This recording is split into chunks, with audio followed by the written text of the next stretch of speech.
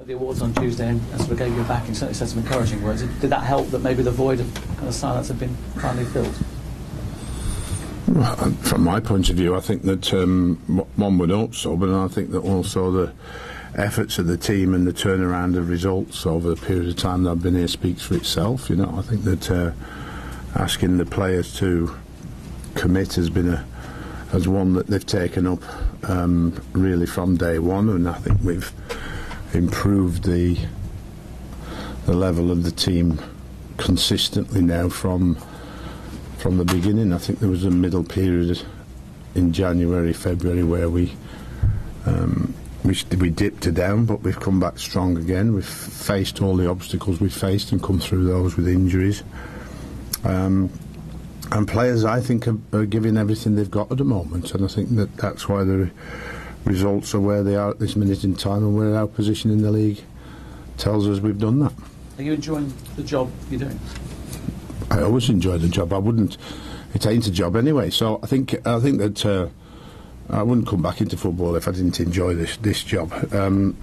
Pressures and all, it's all a part of what I missed when I was in a manager's job, and I like the pressure. I like the feeling of the challenge week in and week out, and I think that you always meet the challenge head on and move forward with your own philosophy and get everybody behind you moving the right way, and I think that's been the case. I think that all the first team squad, all the staff that inherited, the new staff that came in, have all pushed in the right direction, and we've got ourselves in a very favourable position in the league now, and we want to try and finish the next two games and be undefeated when the end of the season comes. And I think that when we finish the season, obviously there's reflection and moving forward. From the outside looking in, I mean, pressure's one thing, unfair pressure is something else. Is that something you just have to take on? Well, it's a volatile world outside today in the Premier League. I think that it increases as the money increases and as the size of the players' transfer fees and wages that are talked about increases, then the pressure increases, and then there's criticism that you have to accept and move on with. Like, I mean, whether the criticism is fair or not is something you can't let affect you. You've got to stay internally within the bounds of what you believe in and what you want to try and achieve and what you want to try and do, and focus on that and try and make everybody happy. I mean, it's an entertainment game. You're trying to capture hearts and minds, and certainly, I think, particularly from a home point of view, that we've achieved that with not just the results, but the way we've played and the way we beat teams. Like, you know, so we've obviously got room for improvement. We always try and improve, and I think that hopefully that will be a big performance again tomorrow, 5:30, and another win. Is that dressing room a million miles apart from the dressing room that you kind of inherited in terms of belief and what the players can do and the potential they may be showing now?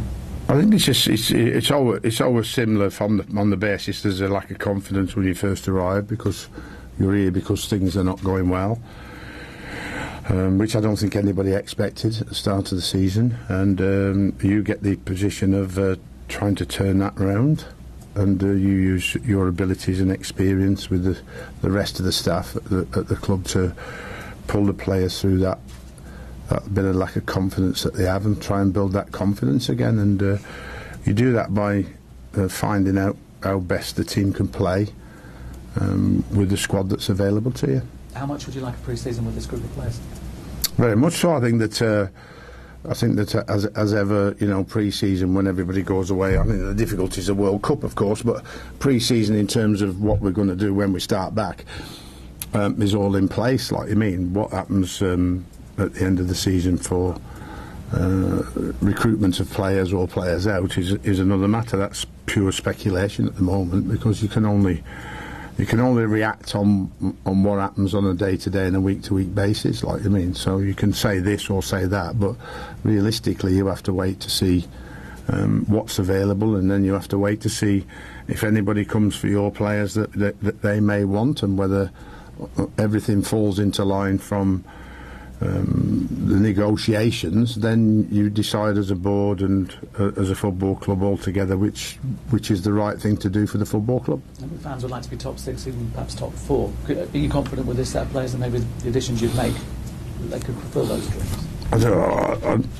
Well, I think where we are, 7th last year, 8th at the moment. We want to try and maintain that position, that 8th in the league. But I think that it all depends on the recruitment in the summer. You know, what the quality of player might be, and where is he, and does he want to come to Everton? Can we get him through the door to make us better? Are those plans in place? I mean, you're not going to name names, but plans are in place, of course. But plans are or names on list, yes. But you know, are they achievable? Is another matter. When you're in a volatile market in such a short period of time this summer. Our window shutting before everybody else's, and the World Cup in between makes life extremely difficult. It's difficult as it is on a season in, season out basis, but even more difficult in a World Cup year. I wonder if Southampton are a lesson in perhaps patience and stability, and if they had their time again, they might have stuck with a manager rather than changed twice and be looking at perhaps Championship football next season. It's not for me to comment on what the clubs do. I just worry about Everton and moving forward. How important is it to get a win tomorrow in your last home game? It's very important to win every game. I think one thing you've got to, certainly I give the lads a lot of credit for, is not switching off. You know, achieving performances and results, and when that relief of, like, you know, there is no threat against relegation anymore, which was done weeks and weeks ago. I give them credit for that first, and then to push on from there and continue to win matches is always important, because you know, we've seen teams that have dipped off before and we haven't, and I hope that's the case in the next 2 games. Injury-wise, housekeeping, anything?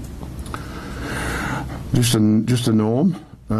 We've got Mason Holgate back training, but everybody else that's been out is still out because on the long-term prospects in terms of recovery. I think your community team are going to get the freedom of the city tomorrow night. I think you've been involved in lots of clubs, so community important. Is this another step up in terms of the relation between the club and the people around it?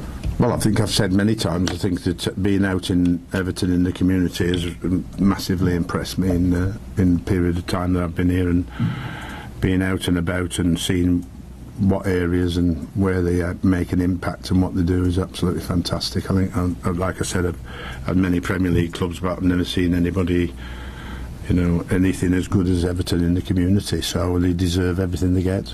Just forgetting your Everton manager for a moment, and the football manager who managed more than 9 clubs, CVG is taking a step, we think, into management of the Glasgow Rangers. Your thoughts as a fellow manager now? It's a big step, and good luck to sleepless nights, Steve. Lots to come.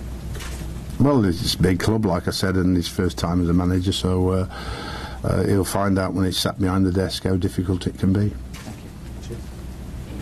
Is Holgate potentially in contention? No, he's back in training, but because he hasn't played any games and only in training, it would be next week and the full week's training next week before he may get a chance or an opportunity to be involved in the squad at West Ham away.